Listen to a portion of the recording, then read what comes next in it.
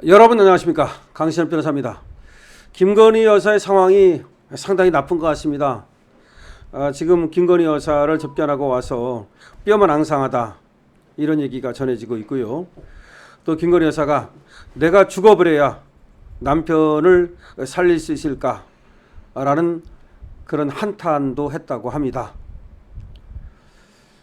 김건희 여사가 사실은 말이죠, 오늘 특검의 조사 기일이었는데요, 불출석 사유서를 내고 출석하지 않았습니다. 김건희 여사의 상황이 상당히 지금 나쁜 것 같습니다. 건강도 그렇고 지금 뭐 정신적 건강, 육체적 건강 모두 나쁜 것 같습니다. 특검에는 불출석 사유서를 자필로 써냈습니다. 그리고 출석을 일단 하지 못했는데요, 그만큼 건강이 따라주질 않고 있습니다. 아마 육체적 건강도 문제지만 특히 지금 정신적 건강에 문제가 생긴 것은 아닌지 우려가 됩니다. 그런데 바로 그런 거를 보여주는 한 장면이 있습니다. 심평 변호사가 김건희 여사를 접견한 모양입니다. 심평 변호사도 변호사 자격증이 있으니까 변호사 자격으로 접견을 했겠지요. 그래서 접견을 했는데 김 여사가 접견실 의자에 앉자마자 선생님, 제가 죽어버려야 남편에게 살 길이 열리지 않을까요? 라고 말을 하더라는 겁니다. 특검이 김 여사의 다이아몬드 목걸이, 또 뭐 공천 개입 의혹 등등에 대해서 지금 수사를 하면서 윤 전 대통령까지 거기 불똥이 튀고 있는데요, 아무래도 그런 상황을 답답해하는 것 같습니다. 심평 변호사가 자기가 이제 김건희 여사를 접견한 사실을 페이스북에 글로 올렸습니다. 그리고 그것이 이제 기사화된 것인데요, 심평 변호사는 김건희 여사의 그러한 얘기를 듣고서 너무나 황망한 말에 깜짝 놀랐다라고 적고 있습니다. 그래서 자기가 김건희 여사를 달래고 위로하면서 그렇게 생각하지 마십시오 라고 하며 위안을 드렸다는 겁니다. 그리고 위안을 드리기 위해서 이런 말을 자기가 김건희 여사에게 했다고 심평은 말합니다.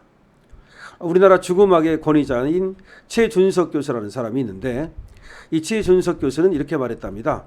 현세에서 아무리 엄중한 고통에 시달려도 스스로 목숨을 끊어서는 안 된다.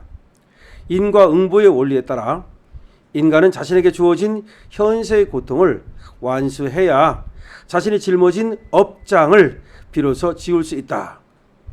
이게 결국은 스스로 목숨을 끊는 것은 고통을 영원히 끊어내는 방법이 될 수 없다는 거죠.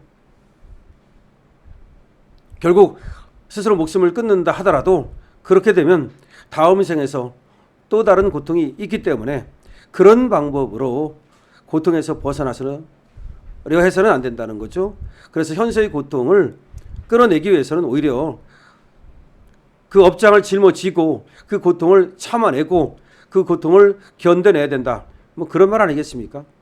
아마 이제 심평 변호사가 김건희 여사에게 그런 얘기를 해준 것은 혹시라도 김건희 여사가 딴 생각을 할까봐 아마 그렇게 또 저어돼서 그런 말을 한 것이라고 봅니다.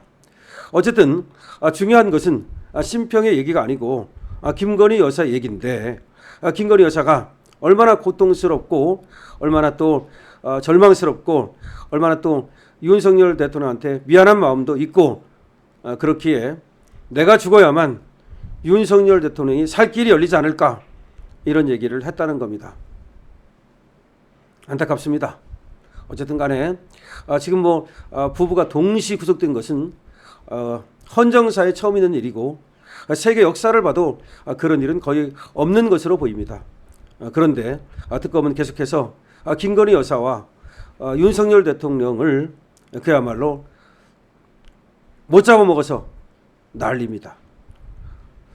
김건희 여사 같은 경우는 말이죠, 굳이 구속이 필요했는지에 대하여 다시 한번 우리는 의문을 제기하지 않을 수가 없습니다. 왜냐하면 한명숙 같은 경우에도요, 대법원 판결이 나고 나서야, 확정되고 나서야 감옥 생활을 했습니다. 조국도 그렇습니다. 그러면 조국이나 한명숙에 비해서 김건희 여사의 죄가 더 무겁다? 아닙니다. 아닙니다. 그렇지 않습니다. 그럼에도 불구하고 일단 가두고 보는 거. 그리고 더군다나 윤석열 대통령에 대한 옥바라지도 필요하지 않습니까? 지금 다른 가족도 없습니다. 엄밀히 말하면 자녀도 없고, 그러면 한 사람이 옥생활을 하면 다른 사람은 또 옥바라지를 하는 것이 또 하나의 그 인지상정 아니겠습니까? 그리고 우리 사이에서 또 있어 온 하나의 관례 아니겠습니까? 근데 그거를 전부 못하게 막아버린 거 아니겠습니까? 그런 상황에서 지금 김건희 여사는 본인이 갇힌 것도 정말 고통스럽겠지만 윤석열 대통령이 갇혔는데 거기에 대해서 아무것도 해줄 수 없는 마음, 그런 게 얼마나 또 고통스럽겠습니까? 더군다나 본인으로 인해서 김건희 특검에서 윤석열 대통령에게까지도 지금 또 수사가 이어지고 거기에 안 나왔다 해서 뭐 강제 인치한다면서 윤석열 대통령을 끌어내리려 물리력을 가하고 모욕을 주고 이런 현 상황을 보면서 상당히 절망하고 있는 것으로 보입니다. 그러나 심평 변호사가 얘기했듯이 다른 죽음학의 권위자라는 그분의 말을 빌려서 얘기했듯이 그러나 아무리 고통스럽다 하더라도 죽는다 이런 말을 입에 올려서는 안 됩니다. 김건희 여사도 고통스럽더라도 또 이 또한 지나가리라 라는 생각을 가지고 그걸 이겨내야 된다는 말씀을 드리겠습니다. 심평 변호사는 이번 접견을 하게 된 배경을 이렇게 밝혔습니다. 자신이 중국에 머무르던 중 한 언론인에게서 전화가 왔다. 이 언론인이 두 분이 저렇게 되고 나니 제 마음이 요즘 너무 안 됐다. 윤 전 대통령은 어떻든 정의로워지려고 부단히 노력한 사람 아니냐. 또 김 여사도 얼마나 마음이 따뜻한 사람이냐. 디올백 사건도 그렇고 그렇게 도와주려고 하다가 최 목사에게 말려든 것이지 않느냐. 이런 얘기를 하더라는 겁니다. 신 변호사한테. 그래서 신 변호사가 이제 그 얘기를 듣고서 한번 가봐야 되겠다. 뭐 그런 생각을 했다는 겁니다. 신 변호사는 그 사람한테 또 이렇게 얘기했답니다. 아니 그렇게 생각하시는 분이 왜 김 여사에게 또 비난을 하십니까? 라고 말하니까 그 언론인은 제가 탐사 보도 전문 기자라서 직업상 어쩔 수 없이 그랬습니다. 이렇게 얘기를 하더라는 겁니다. 그러니까 김건희 여사를 평소에 비판하고 비난하던 그 언론인마저 두 분이 다 감옥에 갇히니까 김건희 여사와 윤석열 대통령의 저 수감 생활에 대해서 안타까워하는 마음을 표하더라. 그래서 그 언론인의 말을 듣고서 심평 변호사가 또 김건희 여사도 만나 뵈야 되겠다. 뭐 그런 생각을 했다는 겁니다.